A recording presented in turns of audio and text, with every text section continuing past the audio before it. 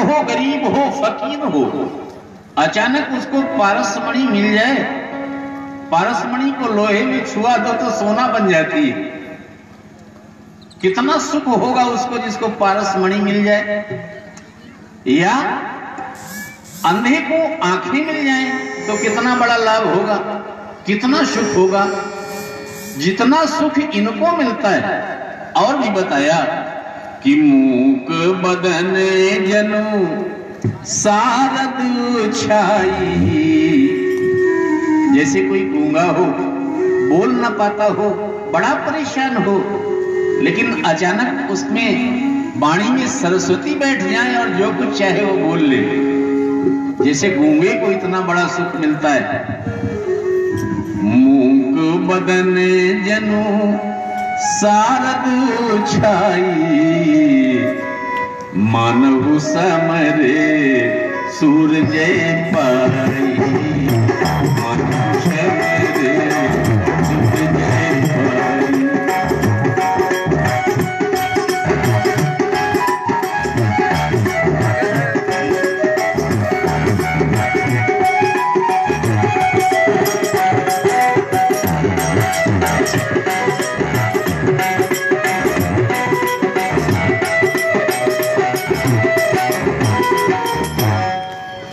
जैसे किसी योद्धा जो लड़ते लड़ते थक गया हो, अचानक विजेता बन जाए, तो जैसे जीत जाते हैं ये लोग तो बड़े खुश होते हैं, वैसा ही सुख हो। और बल्कि उससे भी बड़ा सुख तब मिलता है जब बेटे के साथ बहू आती है घर में।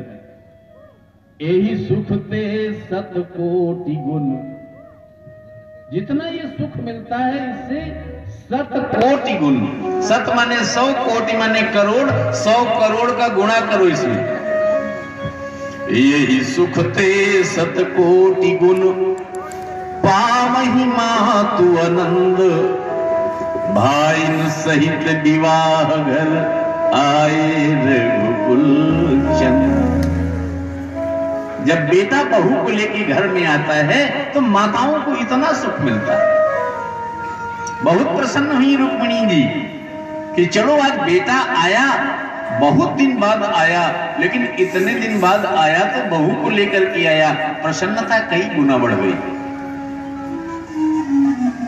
सब रहने लगे। परीक्षित ने प्रश्न किया सुखदेव जी से, बोले महात्मन, हमने तो सुना है कि हमारे भगवान के कई विवाह हुए हैं, लेकिन अभी तो आपने एक ही विवाह की कथा सुनाई। सुखदेव स्वामी ने कहा कि हाँ, एक राजा सत्राजित थे। सत्राजित सूर्य की उपासना करते थे। भगवान सूर्य प्रसन्न हो गए तो उनको एक मणि दे दी। नाम था सैमंतक मणि। सैमंतक मणि बड़ा प्रकाश देती थी, जहां रख दो लगता था कि दिन का उजाला है। इतना प्रकाश भी देती थी। साथ में एक काम और था कि रोज 8 भार सोना दिया करती थी। 8 भार सोना बहुत होता है। अच्छा, जिसके घर में ऐसी मणि हो तो प्रसन्न तो हो ही जाता है। तो सत्राजित भी बड़ा प्रसन्न होकर के एक दिन द्वारिकाधीश से मिलने गया और वो मणि अपने गले में लटका करके गया। जब गया तो दरबार में बैठे हुए दरबारियों की आंखें चमधिया गई। भगवान ने प्रशंसा की, सत्राजित, आपने सूर्य की उपासना करके सूर्य जैसे प्रकाशित मणि प्राप्त कर ली। सत्राजित ने कहा कि भगवान, इतना ही नहीं है, ये 8 बार सोना रोज देती। बोले अच्छा, तो 8 बार सोना तो बहुत होता है, 2-2.5 कुंटल सोना होता है। इतना सोना तुम्हारे यहाँ होता है, तुम कई लोग हो घर में? तो बोले घर में तो हम 2-2.5 लोग हैं। तो बोले इतना सोना आप क्या करते होंगे? क्या सत्राजित ऐसा कर सकते हो कि ये जो सोना देती हो इसको राजकोष में जमा कर दो? तो राजा के कोष में जमा हो जाने से इस सोने से जो धन प्राप्त होगा उससे प्रजा का पोषण होगा, गरीबों की मदद होगी और राज्य का संचालन बड़े अच्छे ढंग से चलेगा। लेकिन तुम्हारी अगर इच्छा हो तो हम कह रहे हैं, बाकी मणि तुम्हारी है। अगर ऐसा कर लो तो मणि तुम्हारी पास बनी रहा करे, और ये जो सोना देती है वो सोना हमारे पास बेच दिया करो तो राजकोष में जमा हो जाए। सत्राजित ने मना कर दिया द्वारिकाधीश को, बोला कुछ भी हो लेकिन मैं सोना वोना कुछ आपको दूंगा नहीं।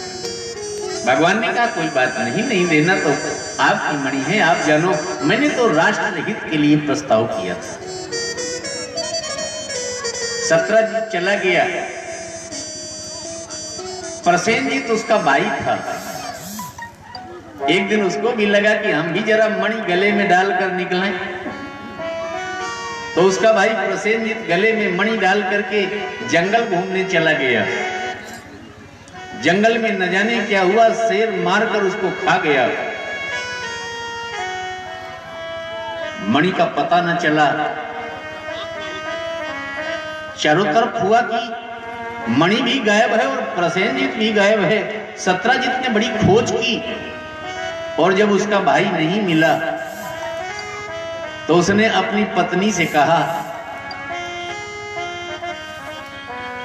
कि क्या बताएं, एक दिन मैं द्वारिकाधीश के दरबार गया था और द्वारिकाधीश ने कहा था कि ये मणि का जो सोना निकलता है वो हमें दे दो।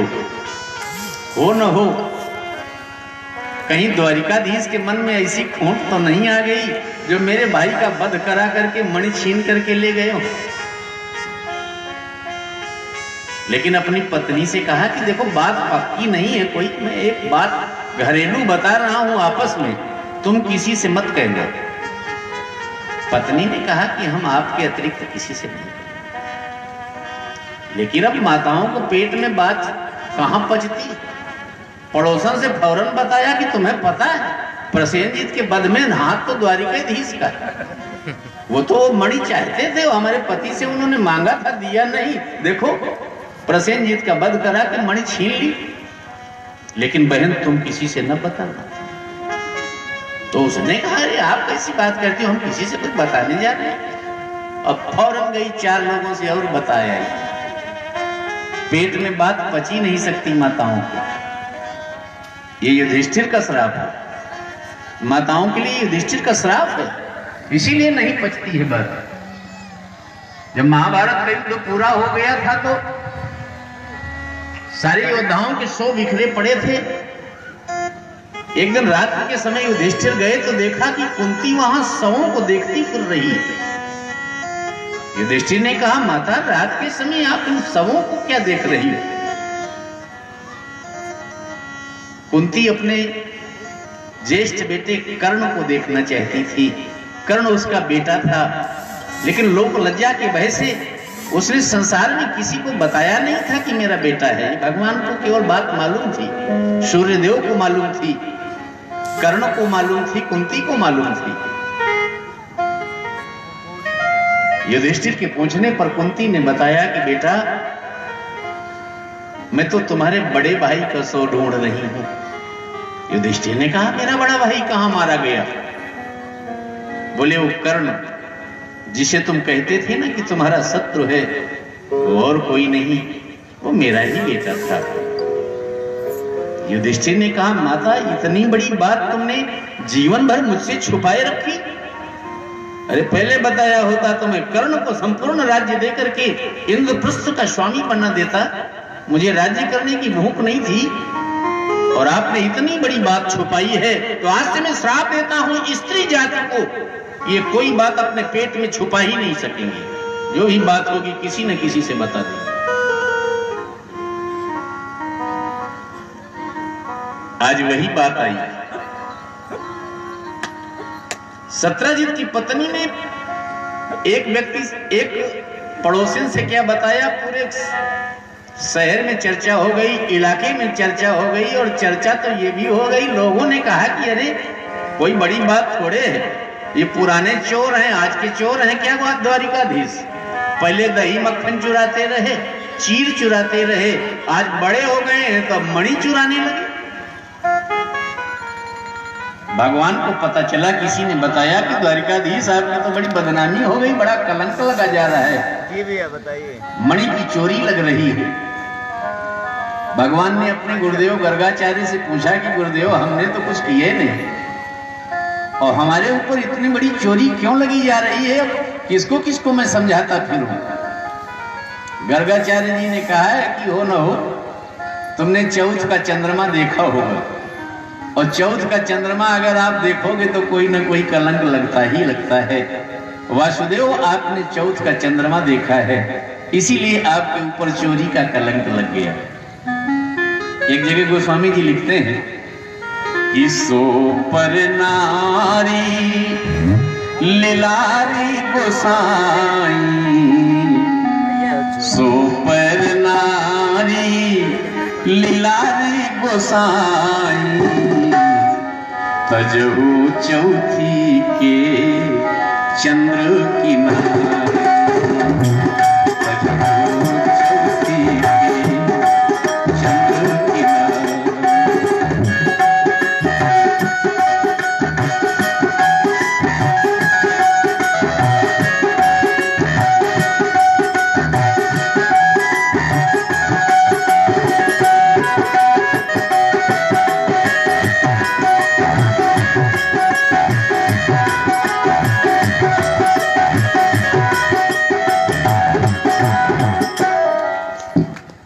चौथ का चंद्रमा देखने से कलंक लग गया। द्वारिकाधीश ने कहा कि अब मैं खुद खोज करूंगा, सेमंतक मणि को ढूंढ निकालूंगा कहां गई। खोज करते करते गए, प्रसेनजीत के पद चिन्हों को देखते हुए चले। जंगल में एक जगह है, देखा तो शेर के भी पैरों के निशान बने थे और वहीं पर एक रीछ के पैरों के निशान बने थे। इसके बाद भगवान ने रीछ के पद चिन्हों का पीछा किया। भगवान समझ गए कि यहां शेर और भालू की लड़ाई हुई है, भालू जीत गया होगा, इसलिए सेमंतक मणि छीनकर भालू जरूर ले गया होगा। भगवान पैरों का निशान देखते देखते गए तो एक गुफा में पहुंचे। देखा कि बाहर से ही बड़ा प्रकाश हो रहा है। भगवान समझ गए कि इसी गुफा में सेमंतक मणि। भगवान ने आवाज लगाई, कौन? सेमंतक मणि हमें दे दो। अंदर से एक भालू निकला। उसने कहा कि सेमंतक मणि लेने आए हो? सेमंतक मणि मेरी है, मैं जीत करके लाया हूं, अधिकार मेरा है। तुम लेना चाहते हो? मेरे जिंदा तुम सेमंतक मणि नहीं ले जा सकते हो। अगर सेमंतक मणि लेना है तो मुझसे युद्ध करो। भगवान का और उस रीछ का युद्ध हुआ। भगवान ने वो मार लगाई कि रीछ की नस नस ढीली हो गई। वो रीछ हाथ जोड़ के खड़ा हो गया, बोले पहचान गए, पहचान गए। भगवान ने कहा मार खा के पहचान गए? क्या पहचाने हो? बोले पहचान गए, आप दूसरे कोई थोड़े हो, आप तो हमारे राम जी हो। दरअसल ये रीछ कोई दूसरा नहीं था, स्वयं जामवंत जी थे। जामवंत जी रामावतार में भगवान के साथ तो रहे, इतना बल था उनके पास कि लड़ने के लिए कहीं कोई योद्धा नहीं मिला बराबर का। तो जामवंत जी जब विदा हुए अयोध्या से तो भगवान ने कहा कि तुम भी कुछ मांग लो, सब लोग तो मांग रहे हैं। जामवंत जी ने कहा कि प्रभु मैं क्या मांगू, मेरी बड़ी इच्छा थी कि कोई बराबर की जोड़ का लड़ने वाला मिल जाए। रावण से लड़ जाते तो हमें डर था कि कहीं रावण अगर मर गया तो आप रावण का वध करने के लिए गए थे, तो ये श्रेय आपको मिलना चाहिए था। इसलिए मैं रावण से युद्ध में ज्यादा भिड़ा नहीं। तो मेरी इच्छा है कि प्रभु अगर आज्ञा हो तो दो दो हाथ आपे से हो जाए। भगवान ने कहा जामवंत, अगर तुम्हारी ये इच्छा है तो कभी न कभी अवश्य पूरी होगी। आज जामवंत का और भगवान कृष्ण का युद्ध हुआ है, और युद्ध हुआ है जामवंत की जब नस नस ढीली पड़ गई तो जामवंत ने कहा पहचान गए प्रभु। भगवान ने कहा पहचान गए हो तो अब तो सेमंतक मणि लाओ। जामवंत ने कहा कि प्रभु सेमंतक मणि तो ऐसे न देंगे। तो भगवान ने कहा फिर कैसे दोगे बताओ? बोले देखो हमारी एक बिटिया है, बिटिया का नाम है जाम्बवती। अब एक काम करो कि हमारी बिटिया से आप विवाह कर लो। तो तो दहेज में हम यही मणि आपको दे देंगे। भगवान ने कहा कि ठीक है। तो भगवान का दूसरा विवाह जाम्बवती के साथ हुआ। सेमंतक मणि लेकर के आए, सत्राजित को बुलाया और कहा कि ये ले तुम्हारी सेमंतक मणि। चोरी का कलंक लगा रहे थे, पूरे क्षेत्र में ढिंढोरा पीट दिया कि द्वारिकाधीश चोर है, ये ले जाओ अपनी मणि। बड़ा लज्जित हुआ सत्राजित। अब क्या करे? घर में आकर के सबसे बताया, क्षेत्र भर में शोर मच गया कि द्वारिकाधीश को देखो सब चोर बता रहे थे। अब जो लोग कह रहे थे कि ये बचपने के चोर हैं, तो वो कह रहे थे कि देखो इसको सत्राजित को, द्वारिकाधीश के पास भले किसी चीज की कमी, वो कहे चोरी करेंगे इसकी। जबरदस्ती उनके ऊपर कलंक लगा दिया कि द्वारिकाधीश चोर है, द्वारिकाधीश के पास सब कुछ है। समय के अनुसार लोगों की भाषा बदल जाती है, लेकिन सत्राजित ने कहा प्रभु आपने ये मणि ला करके हमको जो दिया है इससे मैं बड़ा लज्जित हूं, तो क्या कर लो? बोले आप भी वही काम कर लो जो जामवंत जी ने किया था। मुझे लगता है कि ये मणि आपको ही दे देना चाहिए, आपके पास ज्यादा अच्छी रहेगी। लेकिन मेरी बिटिया है सत्यभामा, उसका विवाह आप कर लो और मणि में उसी तरह आपको वापस कर दूं जैसे जामवंत जी ने दिया। भगवान ने कहा तथास्तु, और इस तरह भगवान का तीसरा विवाह हुआ सत्यभामा के साथ। इसी बीच में भगवान को पता चला कि हस्तिनापुर में पांडवों को लाक्षागृह में मार डालने का कुचक्र रचा गया दुर्योधन के द्वारा। तो भगवान हस्तिनापुर गए, समय पाकर के अक्रूर के परामर्श से कृतवर्मा ने वो मणि छीन ली। सत्यभामा जब हस्तिनापुर गई और उन्होंने भगवान को सारी बात बताई, तो भगवान ने कृतवर्मा को भी डांटा और अक्रूर के पास जब मणि निकली तो अक्रूर को भी बुला के बहुत डांटा और कहा कि देखो मैं तुमको काका कहता हूं और तुम ये मणि के लिए इतना गिर गए कि हमारे राजकोष से मणि चुराने का कुचक्र तुमने कर दिया। अक्रूर ने कहा प्रभु ये मणि आप अपने पास रख लो। भगवान ने कहा ये मणि मैं अब कभी अपने पास नहीं रख सकता। सबको दिखाया कि देखो ये मणि है, मैं अब अक्रूर को दे रहा हूं, अब ना कोई चोरी लगावे हमारे ऊपर, क्योंकि पता नहीं है इतनी कीमती मणि है, कोई दूसरा चुरा ले जाए तो फिर वही बात है। तो अक्रूर को दे दी गई। भगवान हस्तिनापुर में थे तो अर्जुन के साथ एक दिन गए यमुना के किनारे, तो एक बिटिया तपस्या कर रही थी। अर्जुन ने उससे जाकर के पूछा कि किस देवता की आराधना करती हो? के ही औराधो का तुम चाहो? तो उसने कहा मेरा नाम कालिंदी है और मैं इसलिए तपस्या कर रही हूं कि मैं द्वारिकाधीश को अपना पति बनाना चाहती हूं। अर्जुन ने कहा द्वारिकाधीश तेरे सामने है। भगवान से कहा प्रभु आपको पाने के लिए कोई तपस्या कर रहा है तो आपको तो स्वीकार करना पड़ेगा, आज नहीं तो कल। तो अच्छा ना हो कि यहीं पर विवाह यमुना किनारे आपका करा दें। तो इस तरह भगवान का चौथा विवाह कालिंदी के साथ यमुना के किनारे हुआ। गिनते जाना लोग बाग। हाँ नहीं, हम बताते भी जा रहे हैं कि चौथा है। आगे श्री कृष्ण भगवान की एक बुआ थी जिनका नाम था राजाधि देवी। उनकी कन्या मित्र वृंदा थी। वो भी स्वयंवर में उसका हो रहा था। भगवान श्री कृष्ण पहुंच गए तो स्वयंवरे में भगवान को चुन लिया उसने। तो मित्र वृंदा को उन्होंने अपनी पत्नी बनाया। पांचवा विवाह भगवान का हो गया। एक कौशल देश के राजा नगराजित थे। नगराजित की बिटिया का नाम था सत्या। राजा ने प्रतिज्ञा की थी कि ये 7 बैल हैं, इन 7 बैलों को जो पराजित कर देगा उसके साथ मैं अपनी बिटिया का विवाह करूंगा। भगवान गए और एक रस्सी लिया और 7 बैलों को एक ही नाथ में नाथ दिया और नाथ करके जो घसीटा, बैल की नाथ पकड़ लो तो चाहे जितना बलिष्ठ हो, भाग ही नहीं सकता। भगवान ने सातों को नाथ के पकड़ के जो घसीटा है तो सातों बैल धराशायी हो गए और इस तरह भगवान का सत्या के साथ विवाह हुआ, 6 विवाह हुआ। एक भगवान की बुआ थी श्रुति कीर्ति, ये केकय देश में थी। केकय देश कश्मीर को कहते हैं।